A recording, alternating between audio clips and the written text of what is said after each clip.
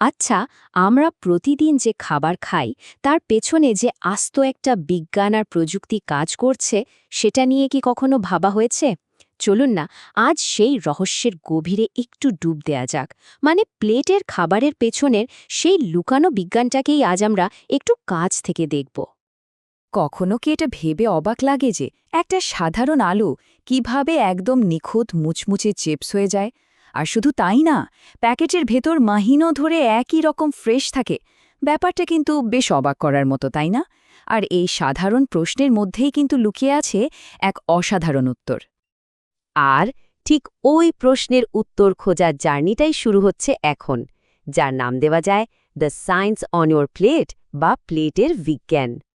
তো এই অসাধারণ উত্তরটার নাম হলো ফুড ইঞ্জিনিয়ারিং। ব্যাপারটা কি, তাই তো? ভাবুন তো একবার, এটা যেন ইঞ্জিনিয়ারিং, গণিত আর ফিজিক্সের একটা জাদুকরি ককটেল।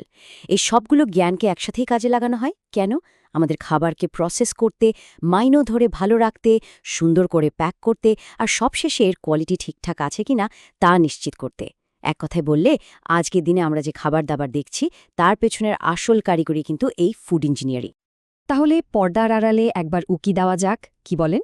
চলুন একটা কনসেপচুয়াল ট্যুরে যাওয়া যাক, একেবারে ফুড ফ্যাক্টরির ভেতরে। দেখাই যাক না একজন ফুড ইঞ্জিনিয়ার আসলে ঠিক কি কাজ করেন। সাধারণত আমাদের খাবারের পুরো জার্নিটাকে, মানে ফ্যাক্টরিতে আসার পর থেকে, 4টা মূল ধাপে ভাগ করা যায়। প্রথম ধাপটা হলো প্রসেসিং বা প্রক্রিয়াকরণ। যেমন ধরুন, দুধ থেকে দই বানানো হচ্ছে বা ক্ষেতের ধান থেকে চাল তৈরি করা হচ্ছে। এরপর আসে সংরক্ষণ, মানে খাবারটা কিভাবে অনেক দিন ভালো রাখা যায়। 3 নম্বরে প্যাকেজিং, আর সবশেষে হলো কোয়ালিটি কন্ট্রোল, মানে সবকিছু নিরাপদ আর টেস্টি আছে কিনা সেটা চেক করা। কিন্তু একটা প্রশ্ন আসতেই পারে, এই সংরক্ষণ বা প্রিজার্ভেশনের ওপর এত জোর দেওয়া হয় কেন? উত্তরটা কিন্তু খুবই সহজ আর ভীষণ গুরুত্বপূর্ণ। প্রথমত, এটাই খাবারকে অনেক দিন পর্যন্ত ভালো রাখে, নষ্ট হওয়ার ভয়টা প্রায় থাকেই না। আর এর কল্যাণেই কিন্তু আজ এক দেশের খাবার অন্য দেশে পাঠানো সম্ভব হচ্ছে। শুধু তাই না, এটা খাবারের পুষ্টিগুণও ধরে রাখতে সাহায্য করে। সত্যি বলতে কি, আমাদের পুরো আধুনিক ফুড সাপ্লাই সিস্টেমটাই কিন্তু এই সংরক্ষণের ওপর দাঁড়িয়ে আছে। বেশ, তাহলে তো খাবারের জার্নির ধাপগুলো বোঝা গেল।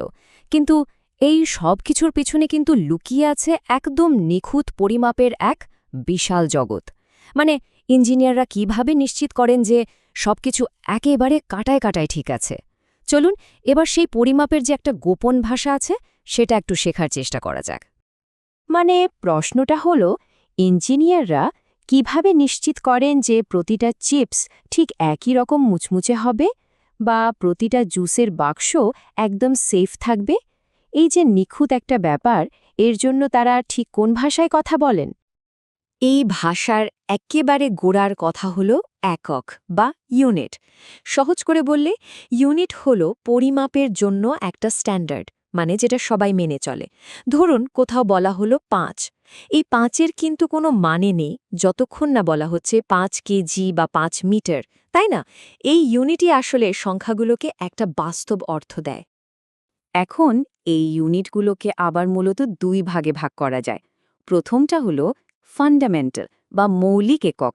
এদেরকে বলা যায় পরিমাপের জগতের লেগো ব্লকের মতো, একেবারে বেসিক, যারা একা একাই থাকতে পারে। আর দ্বিতীয়টা হলো ডিরাইভড বা লব্ধ একক। এগুলো তৈরি হয় ওই মৌলিক ব্লকগুলো, মানে ফান্ডামেন্টাল ইউনিটগুলোকে একটার সাথে আরেকটা জুড়ে দিয়ে। ঠিক যেমন কয়েকটা সাধারণ লেগো ব্লক দিয়ে কত কিছুই না বানিয়ে ফেলা যায়। বিজ্ঞানের জগতে এরকম ফান্ডামেন্টাল ইউনিট আছে মোট 7টা, যেমন দৈর্ঘ্যের জন্য মিটার, ভরের জন্য কিলোগ্রাম, সময়ের জন্য সেকেন্ড ইত্যাদি। আর সবচেয়ে মজার ব্যাপার কি জানেন? আমরা যত রকম সায়েন্টিফিক মেজারমেন্টের কথা ভাবি না কেন, তার প্রায় সবই কিন্তু এই 7টা ইউনিটের কম্বিনেশন দিয়ে তৈরি। ভাবা যায়, পুরো বিজ্ঞানের ভিত্তিই যেন এই 7টা পিলার।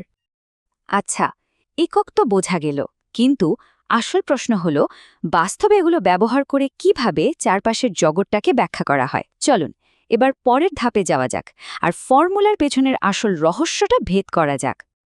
এই পর্যায়ে যে কনসেপ্টটা আসে তার নাম হলো মাত্রা বা ডাইমেনশন। ডাইমেনশন আসলে কি? এটা হলো একটা ফর্মুলার মতো, যা দেখিয়ে দেয় যে কোনো একটা ফিজিক্যাল কোয়ান্টিটি ফান্ডামেন্টাল কোয়ান্টিটিগুলোর মানে ভর এম, দৈর্ঘ্য এল আর সময় টি এর উপর কিভাবে নির্ভর করে।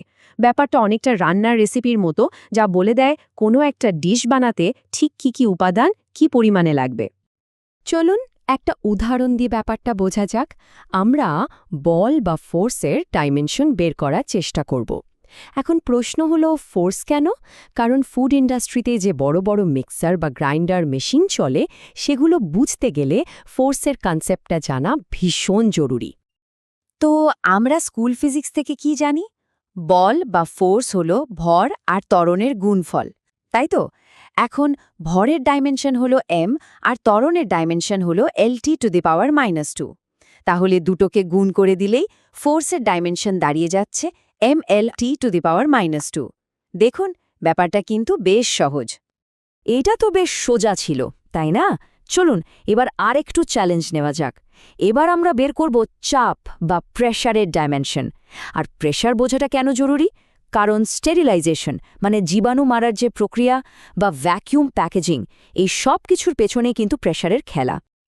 আচ্ছা, চাপের মূল ফর্মুলাটা কি? খুবই সিম্পল। চাপ হলো বল ভাগ ক্ষেত্রফল, মানে P ইজ F/A। এখন কাজটা আরও সহজ। আমরা তো ফোর্সের ডাইমেনশন একটু আগেই বের করলাম, তাই না? আর ক্ষেত্রফল মানে কি? দৈর্ঘ্য গুণ দৈর্ঘ্য, মানে এর ডাইমেনশন হলো L²। তো এখন যদি আমরা ফোর্সের ডাইমেনশনকে ক্ষেত্রফলের ডাইমেনশন দিয়ে ভাগ করি, তাহলে আমরা পাচ্ছি mLT-2 ভাগ L²। আর এই ছোট্ট ক্যালকুলেশনটা করলেই প্রেশারের ফাইনাল ডাইমেনশন বেরিয়ে আসছে, mL−T−2। ব্যাস, হয়ে গেল। খুব কি কঠিন ছিল? এত সব ফর্মুলা ডাইমেনশন দেখে হয়তো একটু জটিল মনে হতে পারে, কিন্তু আসল মজাটা তো তখনই যখন দেখা যায় যে এই শুকনো ফিজিক্সের ফর্মুলাগুলো কিভাবে বাস্তবে আমাদের খাবারের প্লেটে প্রভাব ফেলছে। আর এখানেই দেখুন পুরো ব্যাপারটা কিভাবে এক সুতোয় বাঁধা। ওই যে ডেনসিটি বা ঘনত্বের ডাইমেনশন mL-3, ওটা ব্যবহার করা হচ্ছে দুধ বা জুসের কোয়ালিটি মাপতে। একটু আগে যে প্রেশারের ডাইমেনশন mL-1T-2 বের করা হলো, ওটা ছাড়া স্টেরিলাইজার বা বয়লার চালানোই সম্ভব না। ফোর্সের ডাইমেনশন mLT-2 দিয়ে হিসাব করা হয় মিক্সার চালাতে ঠিক কতটা পাওয়ার লাগবে, আর এনার্জি ডাইমেনশন mL²T-2 দিয়ে পাস্টুরাইজার বা ফ্রিজারের তাপ মাপা হয়। ভাবা যায়, বইয়ের পাতার ওইসব অ্যাবস্ট্র্যাক্ট ফর্মুলাগুলোই কিন্তু প্রতিদিন আমাদের খাবারকে নিরাপদ আর সুস্বাদু করে তুলছে। তাহলে আজকের এই পুরো আলোচনা থেকে মূল কি বিষয় আমরা জানতে পারলাম? প্রথমত, ফুড ইঞ্জিনিয়ারিং হলো সেই আড়ালে থাকা বিজ্ঞান যা আমাদের আধুনিক খাবার জগৎকে নিরাপদ আর এতটা কার্যকর করে তুলেছে। দ্বিতীয়ত, এর মধ্যে আছে প্রসেসিং, প্রিজার্ভেশন, প্যাকেজিং আর কোয়ালিটি কন্ট্রোলের মতো ধাপ।